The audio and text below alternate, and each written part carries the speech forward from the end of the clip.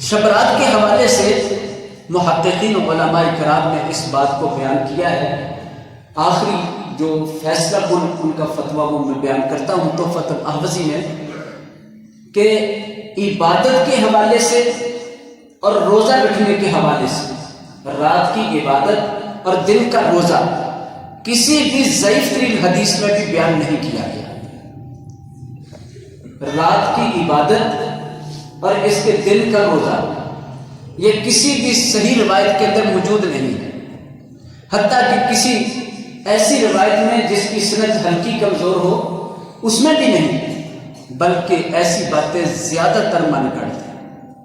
لہذا یہ عبادت یا صبح کا روزہ یہ شب رات کے حوالے سے صحیح سند کے ساتھ موجود نہیں.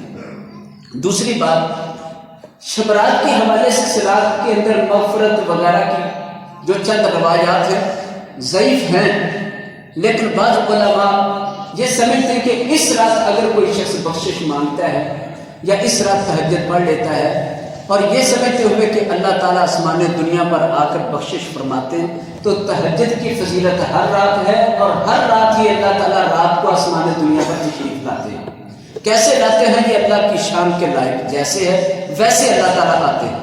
ہم اس کو سمجھ نہیں سکتے کیفیت کیا ہے، کیفیت اللہ ہی بہتر جانتا ہے. تو پہلی بات یہ ہے کہ شب برات عام راتوں کی طرح ہی رات ہے.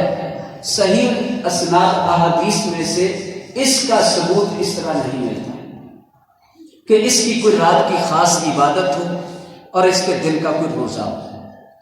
بہت سارے لوگوں نے بڑے بڑے پمفلٹ وغیرہ تقسیم کر دیتے ہیں کہ صلاۃ الخیر پڑھو، صلاۃ الالف پڑھو، صلاۃ الفلاح، کتنی نمازوں کے نام بنائے، ان کی فضیلتیں اور کتنے سارے ثواب بنائے ہیں. جب نبی پاک صلی اللہ علیہ وسلم نے ایسا نہیں بتایا تو کوئی اور بتائے گا تو وہ دین کے اندر اضافہ کر کے، دین کے اندر اس طرح بڑھوتگی کر کے وہ دین کی خدمت نہیں بلکہ دین کو خراب کرے. سب سے زیادہ اجر و ثواب بتانے والے وہ رسول اللہ صلی اللہ علیہ وسلم. دوسری بات آتش بازی ہے. سب سے پہلے میں والدین سے گزارش کروں گا کہ وہ اس بات کے ذمہ دار ہیں کہ اپنے بچوں کی ذہن سازی کر لیں. والدین ذمہ دار ہیں اولاد کے حوالے سے. والدین سے بھی اپنی اولاد کے متعلق سوال کیا جانا ہے. رزق میں سے ایک رزق اولاد بھی ہے کہ اللہ نے جو کچھ عطا کیا اسے رزق کہتے ہیں، اور سب سے قیمتی رزق تو اولاد ہے. ان کی ذہن سازی کر لیں، ان کو بچا لیں. یہ چھوٹے چھوٹے بچے جو پٹاخے سڑکوں میں پھینکتے ہیں، لوگوں کے درمیان پھینکتے ہیں، اور یہ سب کچھ چل رہا ہے. والدین اپنی ذمہ داری ادا کریں اور اپنے بچوں کو اس کام سے روکیں.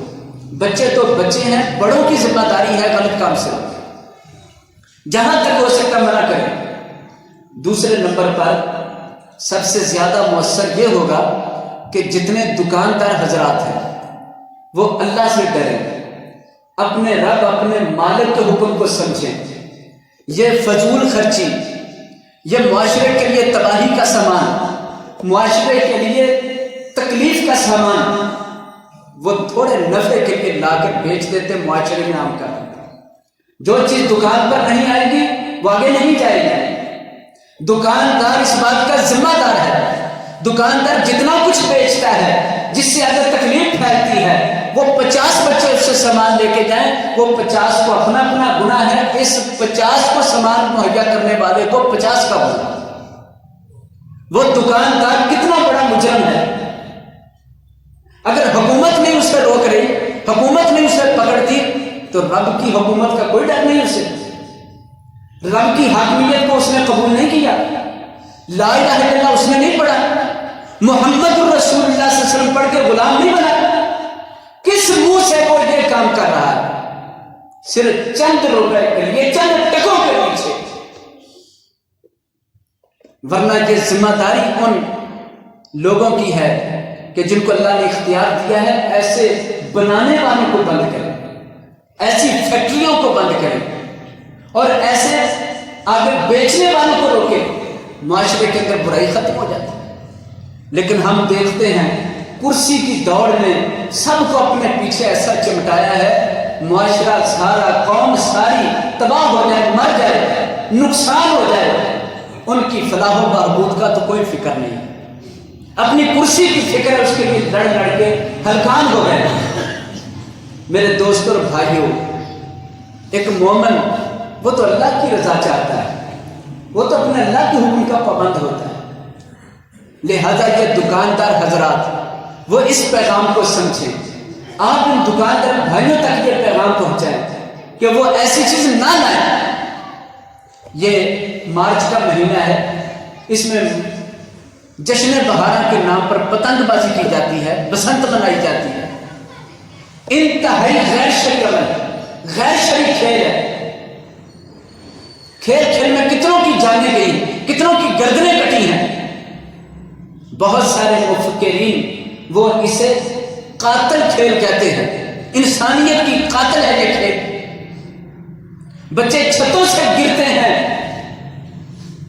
ماؤں کی بات نہیں مانتے، والدین کی بات نہیں مانتے، اور وہ چھتوں پر چڑھ کر یہ پتنگ کرتے ہیں۔ کوئی پتنگ پکڑتے ہوئے کسی شے کے نیچے آ جاتا ہے، منہ اٹھا کے بھاگتے جاتے۔ رسول اللہ صلی اللہ علیہ وسلم کے دور میں پتنگ نہیں تھی، کبوتر بازی تھی۔ آج کل بھی کئی لوگ کبوتر اڑاتے ہیں۔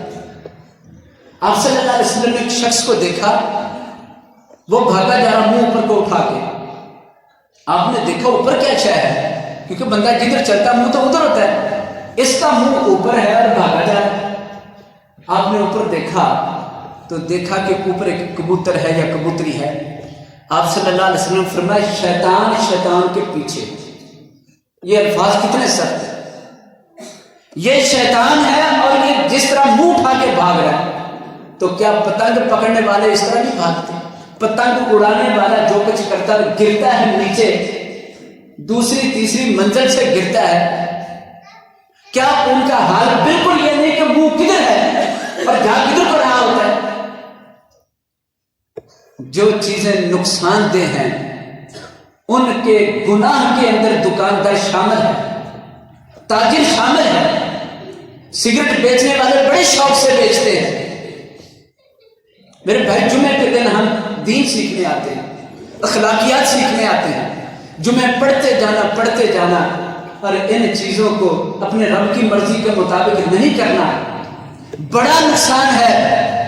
یہ نقصان تب معلوم ہوگا جب دنیا سے آنکھ بند ہوگی، موت کا فرشتہ سینے پر آ بیٹھے گا، ادھر سے سانس بند ہوگی، وہ سارے جو پردے تھے کھل جائیں گے، پھر کہے گا ہائے افسوس کوئی مجھے بتانے والا نہیں تھا، ہائے افسوس بتانے والے نے بتایا، میں ماننے والا نہیں تھا، میں معمولی سمجھتا رہا۔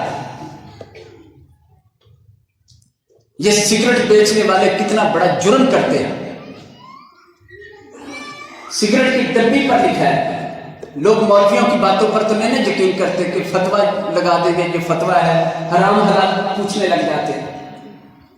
میرے بھائیوں کو فتویٰ کمپنی خود لکھتی ہے، کوئی ڈاکٹر نہیں کہہ سکتا کہ آپ اسے استعمال کیا کرو، کوئی نہیں کہہ سکتا، ایسا پکا فتویٰ ہے۔ ایک کینسر نہیں، کئی قسم کے کینسر کا باعث سگریٹ ہے، اس کے باوجود دکاندار بیچنے والا بھی کلمہ پڑھتا ہے، پینے والے کو دیتا ہے وہ بھی کلمہ پڑھنے والا ہے۔ یہ امتی کا دشمن ہے۔ یہ کس طرح پیارے نبی کی امت کا ہمدرد ہو سکتا ہے یا نبی پاک کی امت کے لیے خیر خواہ ہو سکتا ہے؟ ہمیں تو حکم دیا گیا ہے پیارے نبی کی امت کی خدمت کرنا، نبی کی امت کی خدمت کر کے ان کو راضی کر کے جنت کمانا ہے۔